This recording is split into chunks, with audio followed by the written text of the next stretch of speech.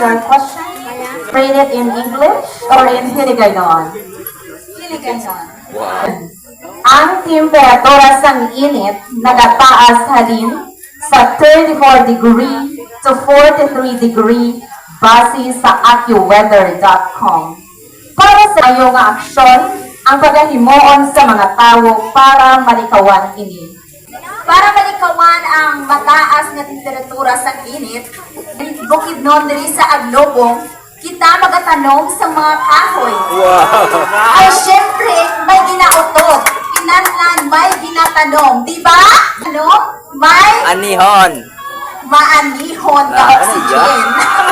Nanay, thank you. Congratulations. Sana all.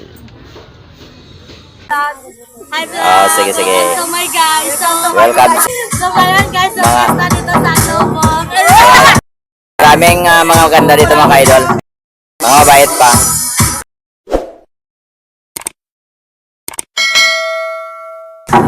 Shoutout lang. What So we once are again, waiting for. good evening, candidate number 1. So would you like me to read the question in English or in Hiligaynon? Hindi kayo na. Thank you very much. And it's up to you if you want to read it in English or in Filipino. So it's Wow. up to me. Up. So I will read it in English. English. Siyempre, English na yan. Okay, so your question runs this way. As a youth, how will you motivate children living in this barangay to continue education despite of poverty, most especially financial instability? Go. Thank you very much for that wonderful question. Sana masagot My mo na answer ito. runs this way. But before I begin my answer, Miss Hias ng Aglobong is such a great opportunity for us young women to showcase not just our outer beauty, but also our inner strength, talent, and intelligence. And I believe that I can inspire youth or children in this barangay, our barangay Aglobong, to continue education despite of poverty, especially financial instability, to continue dreaming, continue believing themselves, because I believe your future, you are the one holding your futures, despite every trials, despite every mistake that we make, despite every challenges that we face, we can be successful. It's my answer. Thank you. Thank you, sir. How are you feeling? Little nervous. But it's okay because I'm pretty tonight. Wow, idol. I felt nervous now, but the confidence I'm pretty is tonight. sure 101% I'm pretty beautiful. tonight. Okay, so please speak your question. So, would you like me to read it in English or in Hiligaynon? Hiligaynon. Wow. Okay, so let's go to Hiligaynon. This is your question. Ang temperatura sang init nagataas halin sa 34 degree to 43 degree base sa AccuWeather.com. Para sa imo, ano ang pinakamaayo nga aksyon ang pagahimoon sa mga tao para malikawan ini? Again, ang temperatura sang init nagataas halin sa 34 degree to 43 degree base sa AccuWeather.com. Para sa imo, ano ang pinakamaayo nga aksyon ang pagahimoon sa mga tao para malikawan ini? Mga tao siya. Madamong big salamat sa inyo. Nami nga question mo. Please. Para malikawan ang mataas na temperatura sa init, bilang isa ka bukidnon diri sa Aglobong, kita magatanom sa mga kahoy. Wow. Ay, syempre, may ginautod. Kinatlan, may ginatanom. Diba? Yes! You got it, my dear. Ay, kung may ginatanom, may Anihon. maanihon na Ah, oxygen. Alright. Thanks. Congratulations!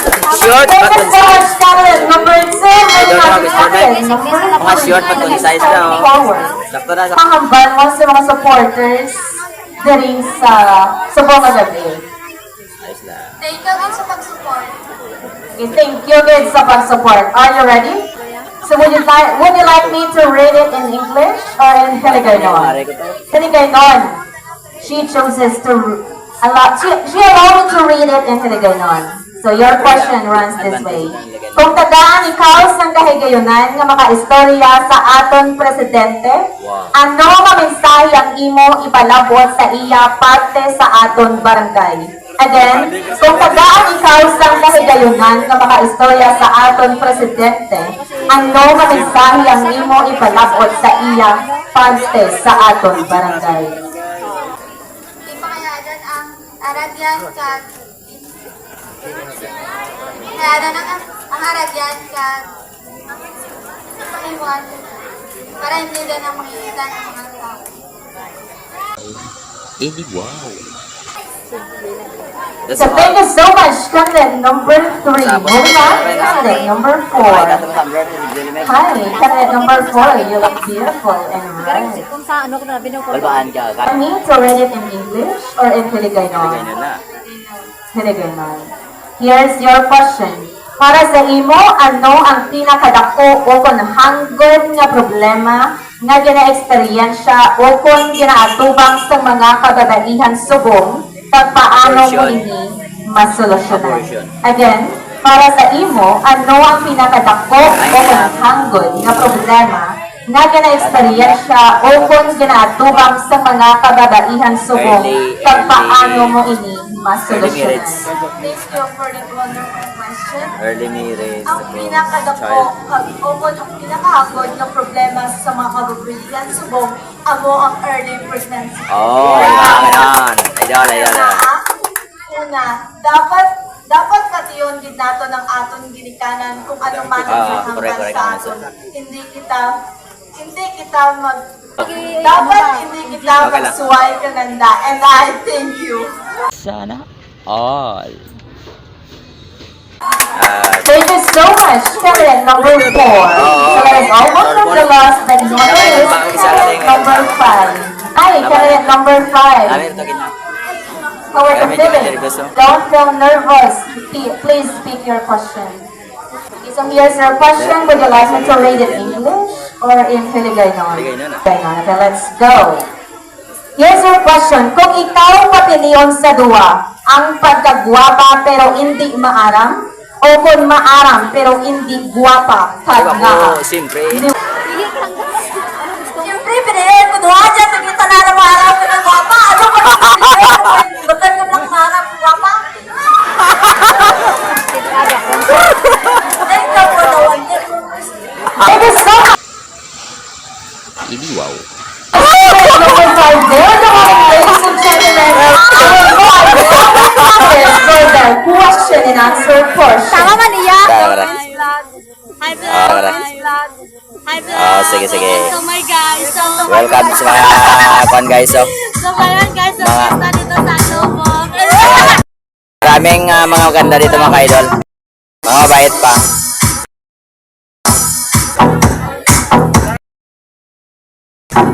Shoutout lang.